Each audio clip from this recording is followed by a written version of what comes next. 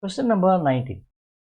A copper wire of length is given, diameter d is given. Whenever you have diameter to be given, find out the radius first. Okay, that is the easiest way to reduce the error. So this should be 0.61 millimeter.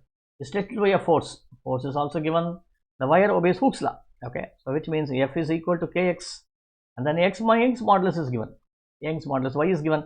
What extension is caused by the force? Which formula? You need not use this one. You can just write Young's modulus Y is equal to stress divided by strain. Okay, which is stress is F by A, strain is delta L by L. So I need to find out what is the extension. Delta L I need to find out. How do I find?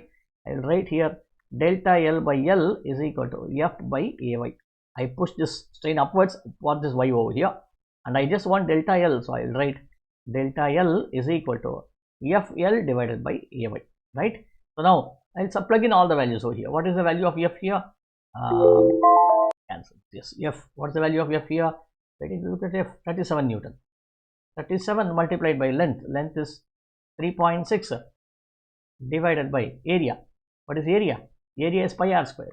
Pi into what is r square? There is r radius. Radius I just found out 0.61.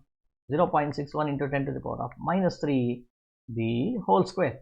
Whole square multiplied by y. What is y? 1.17 into 10 to the power of, let me close this for a moment, into 10 to the power of 11, right? So when I do all this, what is the answer I get? So let me use my calculator. We cannot do it directly, right? So I have 37 into 3.6 is equal to 133.2. 133.2. I always find manually and then go for the other one.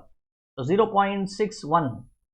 So I have 0.61 into 0.61 squared. I did multiply this by 3.14, multiply this by 1.17. So I get the answer as 1.367.